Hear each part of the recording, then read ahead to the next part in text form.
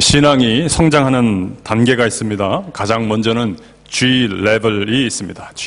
G층, 그라운드 레벨입니다. 우리가 친근한 생활 용어로는 바닥이라고 하죠. 땅바닥 레벨입니다. G 레벨. 성경을 읽어도 흰 건 종이고 검은 건 글씨고 무슨 소린지 도대체 모르겠고 설교를 들어도 도무지 이해가 되지 않는 그러한 단계입니다. 친구가 오라고 해서, 부모님이 오라고 해서, 혹은 남편이나 부인, 어떤 분들은 자식이 하도 가자고 해서 앉아있기는 하는데 별로 관심이 없기 때문에 이해가 안 되는 거죠.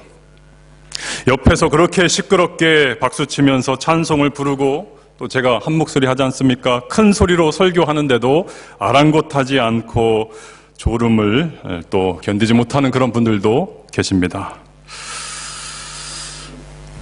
G 레벨입니다. 그라운드, 바닥 레벨일 가능성이 매우 큽니다. 저래서 저분이 그래서 조는구나 이렇게 생각하시면 안 되고 여러분 나에게 적용을 시키셔야 됩니다. 지금부터 하는 얘기는 전부 다 나를 집중해서 하십시오. 목회자 세미나 같은 데 가면은 가끔 이제 목사님들도 또 선교사님들도 이렇게 아주 가끔 좋으시는 분들이 계십니다. 그럴 때 여러분 어떻게 생각을 해야 되겠습니까? 참 힘들게 사역을 하시나 보다.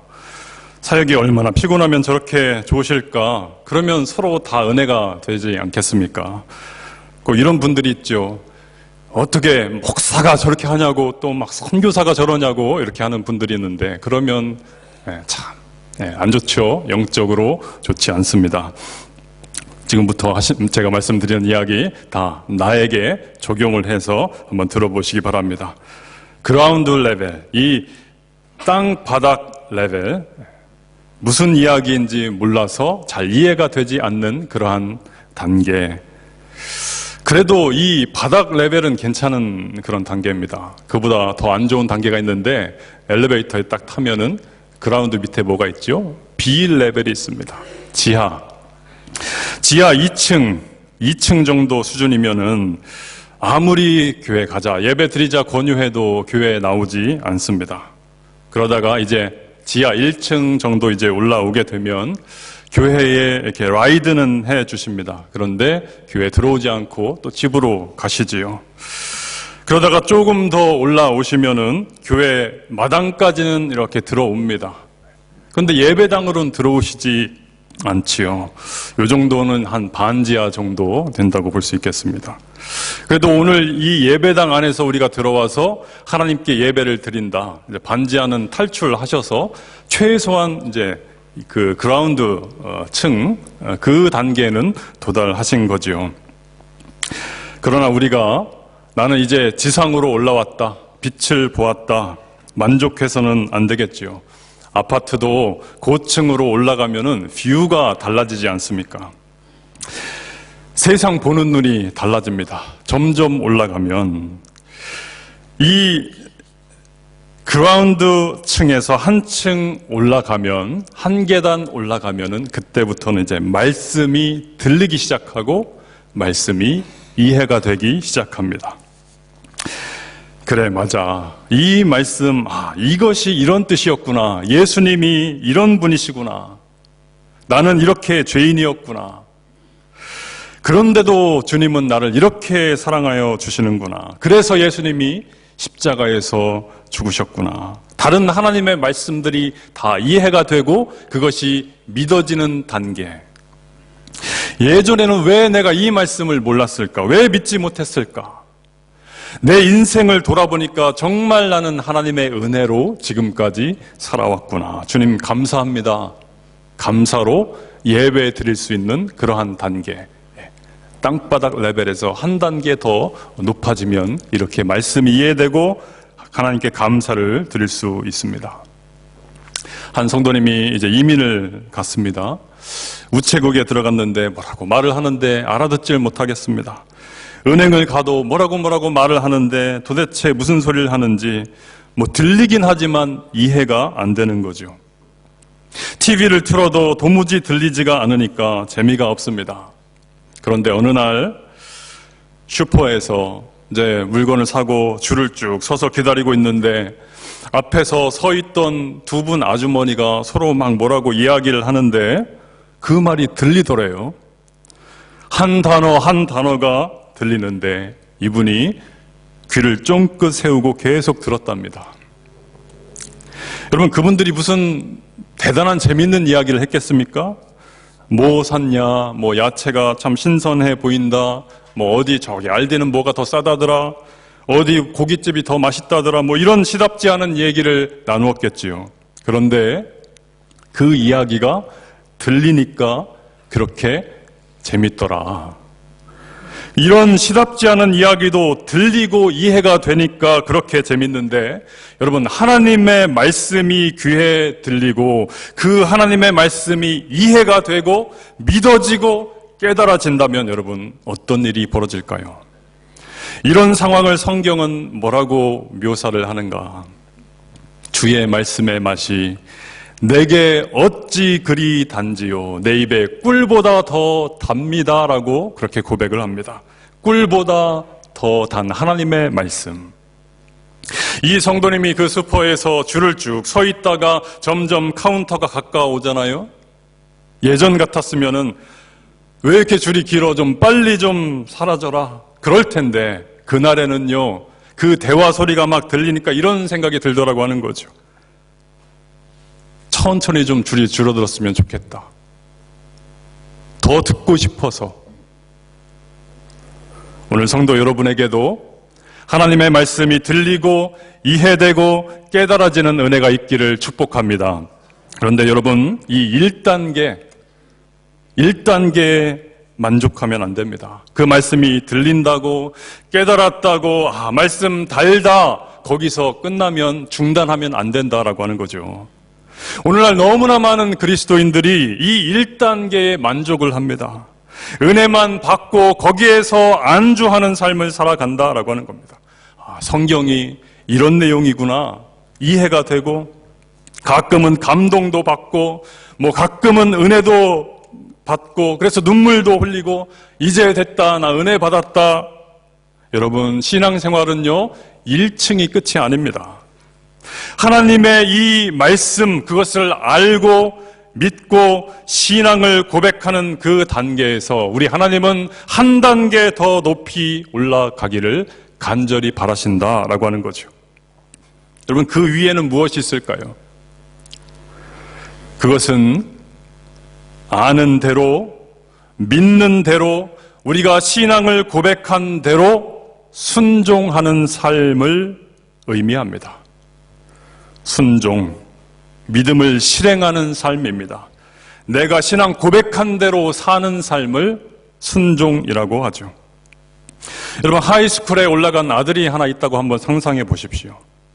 연초에 아들과 대화를 하는데 너의 목표가 무엇이냐 물었습니다.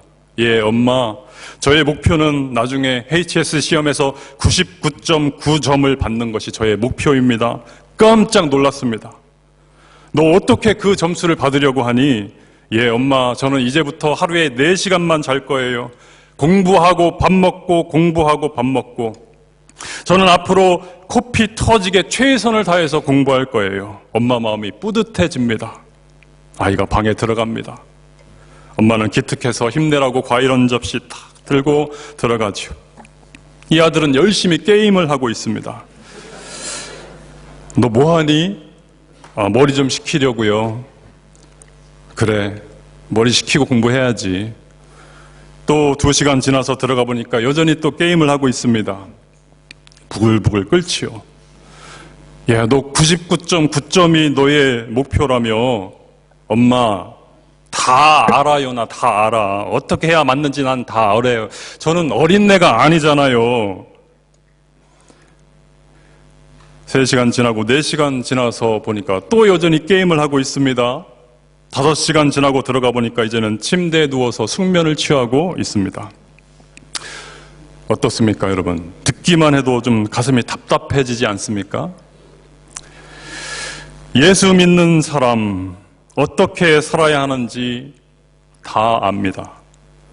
성경 몇 장 몇 절 착착 찾고요. 사도신경 주기도문 딸딸 외우고요. 그런데 순종이 없다. 하나님 보시기에는 정말 이 아들 보는 것처럼 속이 터지는 거죠. 답답해서. 오늘 본문의 요나를 보십시오. 하나님의 말씀이 요나에게 임합니다. 하나님께서 말씀하실 때에 요나가 알아듣지 못하는 외국어로 말씀하신 거 아닙니다. 무슨 알아듣지 못하게 어려운 말로 설명하신 것 아닙니다. 너무나 분명하게 하나님은 당신의 뜻을, 계획을 요나에게 말씀하셨습니다. 우리 2절을 같이 한번 읽어보겠습니다. 2절 시작. 너는 일어나 저 큰 성읍 니느웨로 가서 그것을 향하여 외치라. 그 악독이 내 앞에 상달되었음이니라 하시니라. 여러분, 만약에 하나님께서 여러분 앞에 나타나서 직접 이렇게 음성을 들려주십니다. 너는 일어나 저 큰 성읍 니느웨로 가서 거기서 복음을 전하라. 가서 외쳐라. 직접 말씀하셨다면 여러분은 어떻게 하시겠습니까? 당장 하나님을 믿는 사람이라면, 그리고 그 음성을 들었다라고 하면 당장 일어나서 니느웨 가는 비행기 티켓 끊고 시드니 공항으로 달려가야 되지 않겠습니까? 그것이 하나님의 살아계심을 믿는 사람이고 음성을 들은 사람이 해야 될 일이잖아요. 그런데 놀라운 것은 요나가 이 하나님의 말씀을 듣고 어떻게 반응을 했는가? 우리 3절을 같이 한번 읽어보겠습니다. 3절 시작. 그러나 요나가 여호와의 얼굴을 피하려고 일어나 다시스로 도망하려 하여 욥바로 내려갔더니 마침 다시스로 가는 배를 만난지라. 여호와의 얼굴을 피하여 그들과 함께 다시스로 가려고 배삭을 주고 배에 올랐더라. 요나가요, 하나님의 선지자 요나가 하나님의 얼굴을 피했답니다. 외면했다고 하는 거죠. 아니, 어떻게 선지자가 하나님을 외면하고 피해서 지금 명령을 주시고 있는데 그 명령 거부하고 불순종하고 도망을 갈 수가 있을까?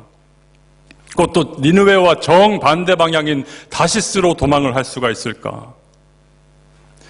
여러분, 하나님의 뜻을 요나가 몰라서 불순종한 것이 아닙니다. 잘못 알아들어서 오해해서 다시스로 간 것이 아닙니다. 너무나 잘 알고 있었습니다.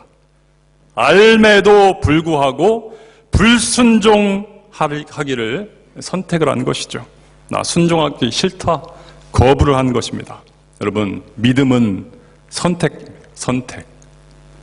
말씀대로, 내가 믿음대로, 내가 하나님의 말씀을 읽고 분명히 아는데 그 말씀대로 살 것인가, 살지 않을 것인가, 순종할 것인가, 불순종할 것인가, 하나님 무시하고 그냥 거부할 것인가, 얼굴 안 보고 외면하고 도망갈 것인가, 선택입니다. 어떤 목사님이 지하상가에 개척을 하셨습니다. 성도들을 너무나 사랑했고 목회를 열심히 했습니다. 교회가 점점 부흥을 했습니다. 5년 뒤에 그 건물을 샀고요. 10년 뒤에는 그 건물도 너무 부족해서 넓은 데 부지를 구입하여 새 예배당을 신축했습니다. 목사님은 성도를 너무나 사랑했고 성도들도 목사님을 너무나 사랑했습니다. 잘 섬겼습니다. 그러던 어느 날 이 목사님이 갑자기 쓰러지셨답니다. 검사 결과 신장 이식 수술을 해야만 살 수 있다. 이 목사님이 병원에 입원해 계시는 동안에 목사님의 친한 친구인 강사 목사님이 오셔서 이렇게 설교를 해주시는데, 그날 설교의 주제가 형제 사랑이었답니다. 형제 사랑. 형제를 사랑하자. 온 교인들이 다 은혜를 받았답니다. 목회하시다가 이 쓰러진 목사님을 위해서 설교 뒤에는 뜨겁게 눈물로 기도하는 시간도 가졌답니다.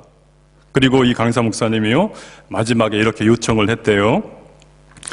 성도님들 중에 우리 목사님을 위해서 신장 한쪽 기증하실 수 있는 그런 뜻을 가진 분이 있으면 한번 손을 들어서 표시를 해 주십시오. 그러자 놀랍게도요, 온 성도들이 다 손을 번쩍 들답니다. 그래서 이 강사 목사님이 너무 감격해서 이렇게 말을 합니다. 내가 살다가 이처럼 형제 사랑을 실천하는 교회, 형제 사랑으로 넘치는 교회는 정말 처음입니다. 믿어지지가 않습니다. 놀랍고 감격스럽습니다. 그러나 신장 기증은 한 성도님만 하면 됩니다. 다 필요 없습니다. 그러니까 제비를 뽑겠습니다. 제비를 뽑는 방식은 여기에 오리털이 하나 있는데 이 오리털 제가 후 불면은 이것이 날아가서 성도님 머리에 이렇게 앉겠지요. 그러면 그 성도님이 기증하는 것으로 하겠습니다. 우리 모든 성도님들은 다 주님의 뜻을 기다리면서 기도해 주십시오. 강사님, 목사님이 강단에서 오리털을 후 이렇게 불었습니다. 오리털이 강단을 떠나서 회중석으로 날아가기 시작했습니다. 그런데 오리털이 가까이 날아오는 그 순간에 사방에서 성도님들이 눈을 부릅뜨고 외치면서 이렇게 기도하기 시작합니다. 주여 후, 할렐루야 하후, 아버지 하후. 결국 오리털은 그렇게 공중을 떠다니다가 땅바닥에 떨어지고 말았다. 뭐 그런 참 안타까운 이야기가 있습니다. 여러분, 아는 것과 행하는 것 이렇게 다릅니다. 믿는 것과 믿음대로 사는 것은 이렇게 다릅니다. 순종과 불순종 이렇게 다릅니다. 우리가 찬양하지요. 부름받아 나서님은 어디든지 가오리다. 찬양을 입술로 하지만 정말 우리는 그 찬양의 가사대로 살고 있는가? 니느웨로 가라고 하시는 이 하나님의 분명한 음성을 듣고도 그것을 거부하고 다시스로 향했던 요나의 이 이율배반적인 모습, 오늘 나의 모습은 아닌가? 사랑의 하나님, 용서의 하나님, 우리가 기도할 때마다 그렇게 하나님께 사랑과 용서를 간구하면서도 기도가 끝나고 난 뒤에는 미움과 증오의 창을 그 끝을 누군가를 향해 집요하게 던지고 있지는 않느냐라고 하는 거죠. 오늘 우리는 신앙 고백을 했습니다. 전능하사 천지를 만드신 하나님 아버지를 내가 믿사오며, 우리의 입술로는 전능하신 하나님을 내가 믿습니다. 천지를 만드신 그 하나님 아버지를 내가 믿습니다. 고백하면서도 눈 뜨자마자 돈 걱정하고, 눈 뜨자마자 자식 걱정하고, 교회 예배당 나서자마자 세상에서 먹고 사는 문제로 머리를 싸매고 있는 것이 우리들의 모습이 아니냐라고 하는 것이죠. 여러분, 왜 하나님은 그토록 우리에게 한 계단만 더 올라서라, 더 가까이 올라와라, 한 발자국만 더 가까이 나아오라 그토록 애타게 외치고 계시는 것입니까? 하나님이 가까이 가면 우리를 잡아먹으시려고 그러는 것이겠습니까? 아닙니다. 우리는 하나님의 작품들입니다. 하나님 만드신 작품들. 우리는 하나님의 그 독생자 아들 예수 그리스도를 십자가에 바쳐서 죽게 하시고 그 핏값으로 살리신 아들들이요 딸이 바로 저와 여러분입니다. 어느 아버지가 자식이 떡을 달라 하는데 돌을 주고 생선 달라 하는데 뱀을 줄 아버지가 어디에 있겠습니까? 너희가 악한 자라도 좋은 것으로 자식에게 줄 줄 알거든 하물며 하늘에 계신 너희 아버지께서 구하는 자에게 좋은 것으로 주시지 않겠느냐? 이것이 바로 우리 하나님을 믿는다면, 여러분, 하나님이 가까이 나아오라, 한 계단만 더 올라가라고 말씀하실 때 믿어야 되지 않겠습니까? 왜 그러겠습니까? 좋은 것이 있다는 것입니다. 좋은 것이. 세상에서는 얻을 수 없고 세상에서는 경험할 수 없는 하나님만이 채워주실 수 있는 좋은 것이 있기 때문에 그곳으로 올라와라, 한 걸음 내디디라 라고 하시는 것이죠. 믿어도 안 믿어도 별로 표시 안 나는 그런 기독교 성경 지식이나 열심히 배우다가 와라. 여러분, 그래서 하나님이 우리를 성도로 부르신 것이 아닙니다. 그냥 노미널 크리스찬, 썬데이 크리스찬으로 살다가 적당히 살다가 그렇게 와라. 그것을 위해서 하나님께서 아들을 십자가에 내어주신 것이 아니다라고 하는 거죠. 하나님을 믿고 하나님 말씀대로 우리가 순종하면서 살아갈 때에 거기에는 기쁨이 있고요. 하나님께서 주시는 위로가 있고요. 그들에게 하나님은 능력을 주시고 기도할 때에 응답하여 주시는 놀라운 선물이 있기 때문에 그것을 누리면서 살아가는 하나님의 아들과 딸들이 되라. 그것을 위해서 우리 주님께서 한 계단만 더 올라가라 라고 말씀하신다라고 하는 겁니다. 요즘에 에베레스트 산에 올라가려면 1인당 입산료가 4만 불이 넘는답니다. 4만 불이요. 1인당. 올 초에까지만 해도 한 13,000불 정도, 15,000불 이렇게 됐대요. 그런데 하도 많은 사람들이 거기 올라가다 보니까 쓰레기도 버리고 여러 가지 사고도 생기고 문제도 생기고 통제하기가 어려워서 이제 입산료를 확 높였답니다. 4만 불. 여러분 이해가 되십니까? 아니 그 큰 돈을 내고 왜 그 생고생을 하면서 그 산을 기어 올라가냐 이렇게 생각되지 않으십니까? 그 산 오르다가 얼마나 많은 사람들이 목숨을 잃는지 모릅니다. 목숨 걸고 올라가는 것이죠. 그런데도 왜 그 수많은 사람들은 그 산을 오르기 위해서 4만 불씩 내면서 올라가냐라고 하는 거죠. 조그만 높이의 산이라도 정상에 올라본 사람은 그 맛을 압니다. 정상에 서본 그 맛을 안다라고 하는 거죠. 오를 때 비록 힘들고 또 내려올 때 또 힘들지만 정상에 서서 저 아래에 그 아득한 세상을 한눈으로 바라보고 그 하늘이 바로 눈앞에 있다라고 하는 그 멋진 경험을 한 번이라도 해본 사람은 또 올라가고 싶다라고 하는 겁니다. 더 높이 올라가서 더 가까이에서 그 하늘을 한번 맛보고 싶다. 밑에 있으면 편합니다. 아무것도 하지 않으면 편합니다. 다리 아프지 않습니다. 그러나 중요한 것을 놓칩니다. 중요한 것. 순종하는 사람에게만 주시는 하나님의 그 놀라운 선물을 놓치게 된다라고 하는 거죠. 힘겹게 광야를 지나서 가나안을 코앞에 둔 이스라엘에게 하나님께서 명령하셨죠. 저 넘실대는 요단강 물에 들어가라 명령하십니다. 아니 지금 빠져 죽으라는 소린가? 하나님 저는 그렇게 못합니다. 불순종했다면 이스라엘의 역사는 바뀌었을 것입니다. 선민의 자리 다른 민족이 차지했겠죠. 그러나 하나님의 그 약속의 말씀 믿고 순종하자 발을 내딛자 가나안 땅이 그들에게 주어졌습니다. 베드로에게 우리 주님께서 말씀하시죠. 배 오른편에 그물을 던져라. 예수님 제가 30년 경력의 프로페셔널 어부예요. 어부. 제가 그물 던지기 전문 선수예요. 예수님 설교나 할 줄 알지 뭘 안다고 그러세요. 그랬다면 그의 인생은 어부로 끝나고 말았겠죠. 하지만 베드로는 순종했습니다. 순종하는 그에게 주님은 그 밤에 그물이 찢어질 만큼 물고기가 잡히는 기적을 체험케 하십니다. 그 사건 이후로 베드로의 인생이 완벽히 달라지죠. 무기력한 어부의 삶에서 능력을 뿌리고 다니는 전도자의 삶, 사도의 삶으로 진짜 예수님의 제자의 삶을 살게 됩니다. 사랑하는 성도 여러분, 우리가 오늘 왜 이 예배를 드리고 왜 이 시간 이 설교를 듣습니까? 제가 오늘 주보에 보니까 성도님들이 성경 통독을 벌써 300여 회 이상 넘게 하셨습니다. 여러분 우리는 왜 이 성경을 왜 읽습니까? 목적이 무엇입니까? 왜 우리가 제자 훈련을 하고 왜 성경 공부를 합니까? 목적은 단 하나입니다.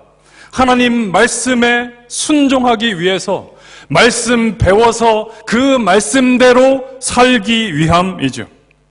요나가 불순종함으로 얼마나 많은 고생을 했는지 모릅니다. 풍랑을 만나고 바다에 던져지고 물고기 뱃속에 들어가고 죽을 고비를 넘깁니다. 만약에 그때 하나님께서 말씀하실 때 즉시 순종했다면 느느웨 얼마 멀지도 않습니다.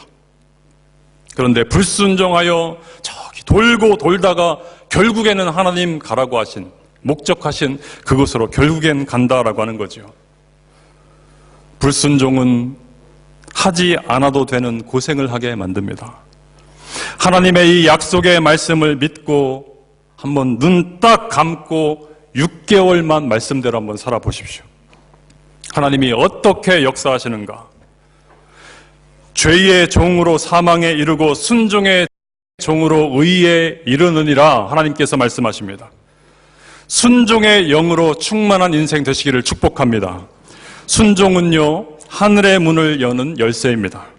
순종할 때에 하나님께서 행복과 기쁨, 세상 줄 수 없는 행복과 기쁨을 우리에게 주십니다.